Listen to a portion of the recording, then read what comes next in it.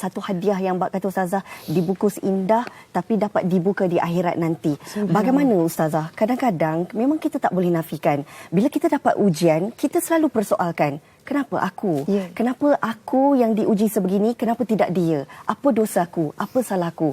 Bagaimana sebenarnya kita nak buang semua pemikiran ini agar kita dapat hati yang betul-betul tenang, betul-betul redha? Okey, subhanallah, Allahu akbar. Soalan yang sangat baik, cetusan rasa yang sangat baik. Nanti kita akan cuba gabungkan. Sebagaimana saya sebut tadi, perkataan sangka baik tu, sebenarnya itu kata kunci juga untuk kita redha kepada Allah, bersangka baik dengan Allah. Sebenarnya untuk bersangka baik dengan Allah adalah jauh lebih mudah daripada bersangka baik dengan manusia. Kerana Allah tidak ada kelemahan, Allah tidak ada halangan untuk memberikan apa saja yang kita sangka. Sebagaimana hadis Nabi SAW, hadis kursi, ana zanni abdi bi, aku sebagaimana sangkaan hamba-ku. Jadi saya nak bawakan kisah yang relate sekarang, musim Isra' Mi'raj, kita di bulan Rajab. Allahu akbar. Apabila Sayyidatina Aisyah bertanya kepada Rasulullah, ya Rasulullah, apakah ujian yang paling berat dalam tempoh perjuanganmu ya Rasulullah? Dalam tempoh dakwah 23 tahun, bilakah ujian antara ujian yang paling berat dalam dakwah? Rasulullah menjawab, peristiwa Taif. Dan kita tahu peristiwa Taif berlaku sebelum Isra' Mi'raj. Berlaku pada tahun ke-11 kenabian. Ketika itu umur Nabi 51 tahun. Ketika sebelum berlaku Nabi peristiwa Taif, berlaku dulu Nabi kehilangan bapa saudara yang sangat dicintai, yang membesarkannya melebihi daripada sayang Abu Talib kepada Nabi, lebih daripada dia sayang anak sendiri. Abu Talib meninggal dunia. Kemudian tak lama selepas itu, isteri yang sangat dicintai jadi penyokong kuat perjuangan. Maksudnya sebelah sayap dah patah, sebelah sayap lagi, iaitu Sayyidatina Khadijah meninggal dunia. Kemudian ketika ini penduduk Mekah dah semakin mengasak-mengasak, menghalau Nabi, mengancam dengan bunuh dan sebagainya. Nabi sangat mengharapkan penduduk Taif menerimanya. Dan pendek cerita, kita semua tahu apa yang berlaku di Taif. Rasulullah dihalau, Rasulullah dimaki, Rasulullah dizalimi, dan Rasulullah dikejar lebih kurang 2 kilometer. Di baling batu, memang fokus untuk tuju pada badan. Kita seumur hidup kita mungkin tak pernah pun orang gumpalkan kertas baling. Kalau batu tak tahulah. Dan penuh sepatu Nabi itu dengan darah. Yang saya nak kongsikan, bagaimana akhlak Nabi SAW. Dan cerita ini dirakam dan diulang-ulang sentiasa supaya kita mengambil iktibar, supaya kita jadikan Rasulullah adalah sebaik-baik tauladan. Apakah doa Nabi bila Nabi dah penuh darah mengalir sampai penuh sepatu? Kata-kata Nabi merayu kepada Allah, ya Allah, aku mengadukan kelemahan diriku dalam dakwah. Aku mengadukan ketidakupayaanku.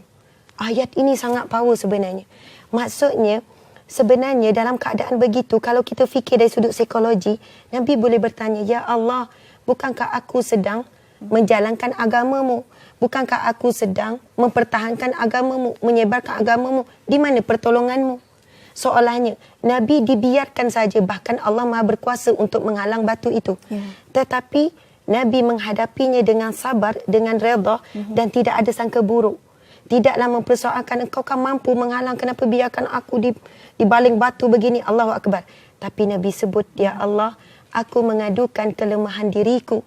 Aku mengadukan ketidakupayaan aku dalam berdakwah. Maksudnya Nabi sebut, aku yang lemah ya Allah. Aku yang kurang usaha ya Allah. Bukan salah umatku, bukan salah mereka yang baling batu. Dan Nabi menyambung lagi, ya Allah, sesungguhnya aku tidak hirau, aku tidak kisah siapa pun yang lakukan apa-apa kepadaku dan apa juga kezaliman yang dilakukan, asalkan ya Allah engkau tidak membenciku. Allahu Akbar. Saya dengar ayat tu, doa Nabi tu, Nabi kata, ya Allah, aku tak kisah, aku tidak hirau bagaimana yang mereka lakukan, yang penting ya Allah engkau tidak membenciku ya Allah. Dan Nabi sudahi, ya Allah, jangan timpakan apa-apa kepada mereka, kepada umatku, kerana mereka tidak tahu. Mereka tidak tahu. Allahu Akbar. Dalam keadaan Nabi sebenarnya boleh meminta yang lain kepada Allah. Ya Allah, selamatkanlah aku. Ya Allah, turunkan. Kan ketika itu Malaikat Jibril tidak mampu menahan melihat keadaan Nabi yang begitu dahsyat. Malaikat Jibril mari menawarkan, Ya Rasulullah, maukah aku hempukkan gunung Taif itu terhadap penduduk Taif? Tapi Nabi terus menadah tangan berdoa dengan doa yang begitu indah. Maksudnya, Allahu Akbar, kekuatan kita untuk redha kepada Allah, yang pertama memang tidak boleh lari daripada kekuatan iman. Orang yang kuat iman, insya-Allah mampu redha dengan ujian Allah. Iman, taqwa, kemudian doa. Allahu Akbar. Saya percaya Puan Zarina kuat sangat berdoa dengan Allah. Bila lemah, ketika manusia sedikit pun, manusia boleh cakap, sabarlah, redalah, bertahanlah. Tetapi kekuatan itu siapa yang beri? Bukan manusia. La haula wa la quwata illa billah. Manusia tidak ada daya, tidak ada upaya. Ya Qawi, Allah Ya Qawi yang maha kuat. Berikan kekuatan. Allah boleh bisikkan melalui para malaikatnya. Allah bisikkan kepada hati-hati yang yakin dengan Allah bahawasanya dia kuat, dia tenang, dia boleh hadapi. Allahu Akbar. Jadi daripada iktibar kisah Nabi Muhammad sallallahu alaihi wasallam, apa hadiah kepada Nabi? Hasil daripada lulusnya Nabi Muhammad sallallahu alaihi wasallam, daripada ujian yang bertimpa-timpa, kehilangan orang tersayang, diusir daripada kampung halaman, kemudian pergi hijrah, cuba simpati di negeri sebelah, di kampung sebelah, dihalau juga. Bila nak kembali ke Mekah, dihalang. Nabi dihalang, Nabi tidak diterima. Tetapi melalui politik, jaminan keselamatan, akhirnya Nabi boleh masuk. Tapi hadiahnya peristiwa Isra' Mi'raj. Perjalanan yang begitu indah. Seorang hamba bertemu dengan Tuhannya tanpa hijab. Bertemu dengan Allah dalam keadaan zahir dan roh bercantum. Allahu Akbar. Dan daripada falsafah ini, tuan-tuan perempuan sekalian, Masya Allah yang mendengar dan kita semua juga, yakinlah kita juga mengikut fitrah Rasulullah. Apabila kita diberi ujian, Allah pasti sebenarnya ingin berikan kita sesuatu anugerah. Kita akan dapat sebenarnya di dunia dah dapat. Yang tadi tu kan kata bungkusan hadiah, bukannya di akhirat. Bagi orang yang bersabar, orang yang tabah dengan ujian Allah, memang dunia Allah dah bagi bermacam-macam. Saya percaya Puan Zainah dah dapat macam-macam daripada Allah. Nikmat yang Allah beri di sebalik ujian, akhirnya sabar dan redha. Tetapi nikmat yang tidak terhitung adalah nikmat di akhirat kelak, itu syurga Allah Subhanahu wa taala. Allahu Akbar. Sebagai kesudahannya, bagi segmen ini, saya ingin bacakan firman Allah Subhanahu wa taala. Allah berfirman sekali lagi, saya suka ulang-ulang ayat ini supaya kalimat ini tertanam dalam hati kita, akhirnya kita boleh tersenyum. Dalam kita sedang sakit, saya tahu ramai yang sedang mendengar sekarang sedang rebah, sedang sakit, sedang sangat terluka. Ada orang khianat, ada orang zalimi, ada orang yang disayangi menyakiti hati. Allahu Akbar. Tetapi tolong dengarkan firman Allah. Allah memujuk kita. A'udzubillahi minasyaitanirrajim. Bismillahirrahmanirrahim. Ya ayyatuhan nafsul mutmainnah. Wahai jiwa-jiwa yang tenang. Irji'i ila rabbiki radiyatan mardiyah. Kembalilah kepada Allah dalam keadaan kamu redha dan kamu diredai oleh Allah. Fadkhuli fi ibadi wadkhuli jannati. Maka masuklah ke dalam kalangan hamba-Ku yang soleh dan sila masuklah ke dalam syurga-Ku. Allahu Akbar. Subhanallah.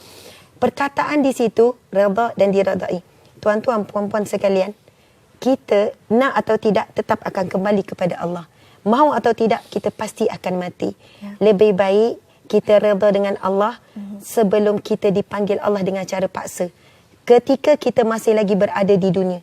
Sebab ramai orang ketika hampir kematian dia, dia tidak redha. Ya Allah, aku tidak redha. Aku tak bersedia. Jangan tarik nyawa aku. Aku belum jadi hamba-Mu yang redha. Aku belum redha dengan ujian-Mu, Ya Allah. Aku belum redha terhadap anakku. Aku belum redha terhadap suamiku. Aku belum redha terhadap adik-beradikku. Ketika ini manusia sangat hendak redha terhadap apa ujian Allah. Tetapi ketika itu tidak ada kesempatan lagi. Sebab Allah dah bagi 30 tahun untuk belajar redha kepada Allah. 40 tahun, 50 tahun, 60 tahun. Ketika saat nyawa telah dihakum, telah terlambat untuk kita redha kepada Allah. Tapi saat kita hidup, kita belajar untuk redha, kita terima. Nanti kita akan share doa untuk kita redha dan sebagainya. InsyaAllah saat mati, kita akan dipanggil, wahai jiwa yang tenang, kembalilah kepada Tuhanmu dan kerana kamu redha kepadaku dan aku redha kepadamu, maka masuklah ke dalam syurgaku. Allahu Akbar. Sangat mendalam dan betul-betul tersentuh hati. Saya percaya apa saja yang dikongsikan Ustazah ini, pastinya Puan Zarina juga mempunyai pemahaman yang lebih jelas. Bagaimana sebenarnya setelah mendapat apa yang dihuraikan oleh Ustazah, bagaimana sebenarnya Puan Zarina rasa daripada konsep redha ni sendiri? Redha ni pengertiannya jiwa kita lebih tenang. Allahu Akbar. Kita terima seadanya apa juga yang berlaku. Dalam keadaan apa-apa pun saya lebih macam mungkin saya sedih tapi sekejap je lah. Lepas tu saya buangkan perasaan tu, saya bangkit balik. Saya kata hidup perlu teruskan, kita perlu jaga mana yang ada ni dan berbuat baiklah. Selagi mana kita boleh buat, kita buatlah, insya-Allah. Dan pastinya itu mungkin memberikan hati kita lebih tenang, jiwa kita lebih tenang, ya Ustazah. Betul, Ya. betul. Banyak sebenarnya lagi kita nak kupaskan. Anda kena terus setia bersama kami di Wanita Hari Ini. Kembali lagi selepas ini, redha seorang isteri di Wanita Hari Ini. Wanita Hari Ini.